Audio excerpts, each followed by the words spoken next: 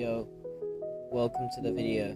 Today I'm going to show you how to put custom images and videos on the thermalright Frozen Warfare AIO. So what you want to do is you want to click this one, the online themes. It has the cloud in the corner, and for this example I'll just click this one, which is CPU, or no, I'll actually choose this one because it also shows GPU data and time and stuff.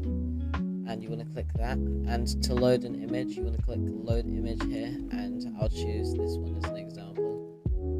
And then you want to click the cut button here, and I'll show a picture now on screen of it. And it's a similar process to load videos as well. You want to click load video, and I'll do the same thing here, but it limits it to about 5 minutes, so that I'll just put it here and I'll show another image of it on the screen.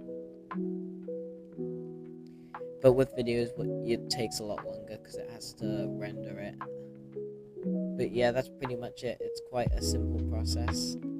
And once you do that, you can also, if you just want the image on, you can delete all these categories here, and it can just purely be the image. Well, thank you. See ya in the next video.